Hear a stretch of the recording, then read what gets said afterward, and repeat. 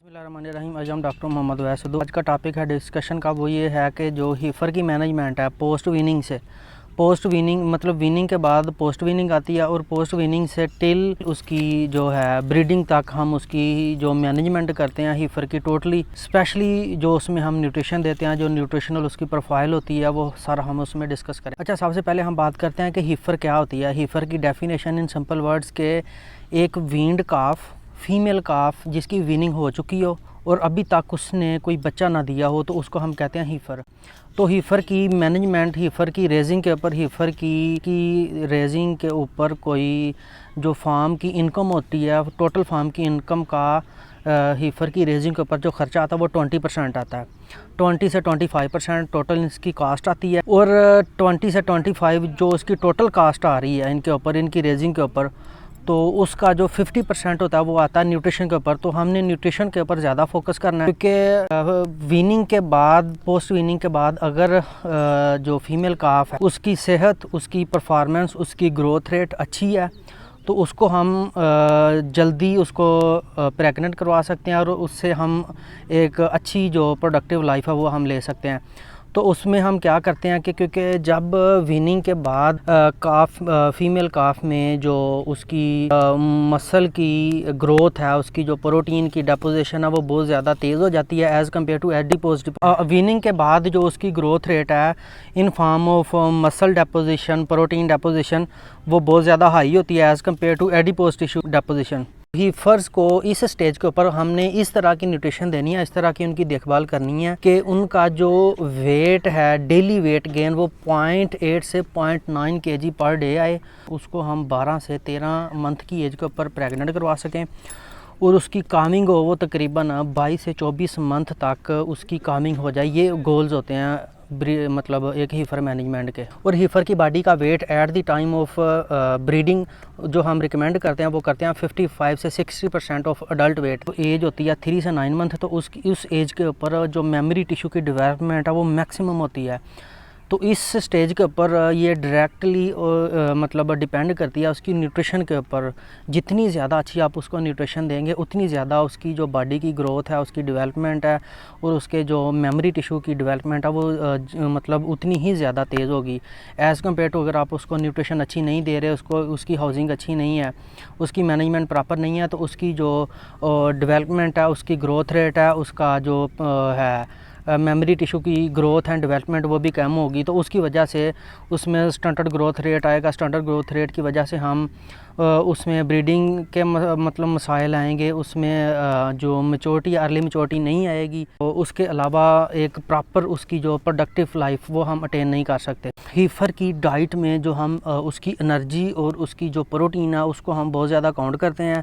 अगर उसको हम एक रिकमेंडेड एनर्जी है एक हीफर की मतलब रिक्वायरमेंट से हम उसको ज़्यादा एनर्जी दे रहे हैं, तो उससे ये होता है कि उसमें जो, अगर उसको हम एनर्जी बहुत ज़्यादा दे रहे हैं तो उसमें एपिथेलियल टिश्यू की प्रोलिफरेशन है वो बहुत ज़्यादा कम हो जाती है। एडिशनल एडिपोज टिश्यू उसमें जमा हो जाते हैं। एडिपोज टिश्यू के जमा होने की वजह से जो एपिथेलियल टिश्यू की डेवलपमेंट है वो कम हो जाती है, तो उस डर की डेवलपमेंट नहीं होती।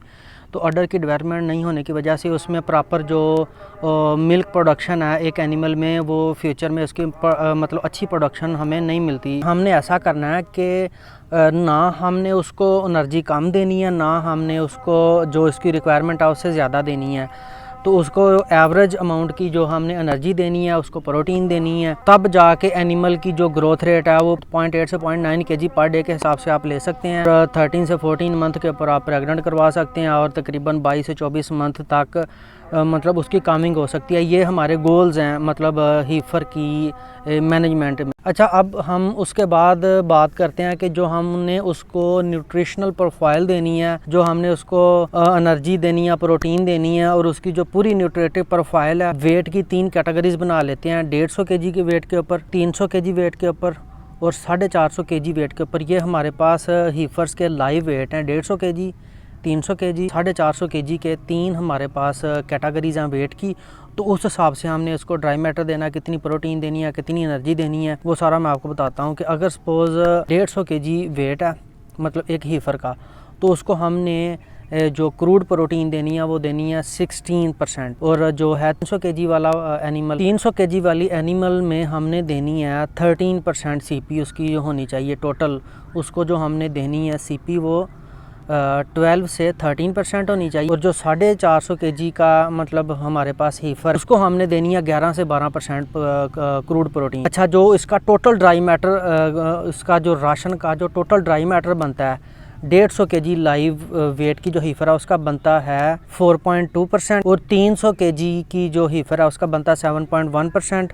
और 450 kg की जो हीफर है उसका बनता है 11%। अच्छा, जो हम रीमन डिग्रेडेबल और रीमन अनडिग्रेडेबल जो उनको हम प्रोटीन दे रहे हैं वो हमने देना है सीपी का जो मतलब हमारे पास अगर सपोज़ सीपी है 16%, 150 kg की जो हीफर है तो उसमें हमने उसको कैटेगराइज़ करके सीपी से हमने उसको कैटेगराइज़ करना है। सीपी से हमने आगे डिवाइड करना है कि सीपी से कितने % हमने रीमन डिग्रेडेबल देनी है और सीपी से कितनी अनडिग्रेडेबल प्रोटीन देनी है। जो हमने उसको रीमन अनडिग्रेडेबल प्रोटीन देनी है 150 kg की हीफर को वो हमने देनी है 4.5%। और जो है हमारे पास 300 kg की हीफर उसको हमने देनी है 2.5 से 3%। उसको हमने रीमन अनडिग्रेडेबल प्रोटीन देनी है। और 1.4% हमने देनी है रीमन अनडिग्रेडेबल प्रोटीन 450 kg की वेट की जो हीफर है उसको। अब हम बात करते हैं रीमन डिग्रेडेबल प्रोटीन। रीमन डिग्रेडेबल प्रोटीन जो हमने देनी है 150 kg की हीफर को हमने देनी है 10.4%। 300 kg की जो हीफर है उसको देनी है 9.7%। और 9.6% हमने देनी है 450 की जो हीफर है 450 kg जिसका वेट है हीफर का उसको। अब हम बात करते हैं TDN टोटल डाइजेस्टिबल न्यूट्रिएंट, वो हमने देना है 70% होना चाहिए जो हमारे पास है 150 kg की 65% होना चाहिए जो 350 kg की हीफर है। और 60% हम उसको देते हैं जो है 450 kg की। अच्छा, अब हम बात करते हैं हमने उसको एनर्जी देनी है 2.4 मेगा कैलोरी हमने देनी है 150 kg की हीफर को। 2.3 मेगा कैलोरीज हमने देनी है जो हमारे पास हीफर है 300 kg की। 2.08 हमने देनी है मेगा कैलोरी 450 की हीफर को। कैल्शियम जो हम रखते हैं, कैल्शियम का जो हम पोर्शन रखते हैं वो हम रखते हैं 0.74% जो 150 kg की हीफर है। 0.5% हम रखते हैं उसमें 0.5% हम रखते हैं जो 300 kg की हीफर है। 0.37% हम रखते हैं जो 450 की। तो अब हम बात करते हैं फास्फोरस की। फास्फोरस हमने देनी है 150 kg की हीफर को 0.37%। 0.24% हमने देनी है 300 kg की हीफर को। 0.18% हमने देनी है 450 की हीफर को।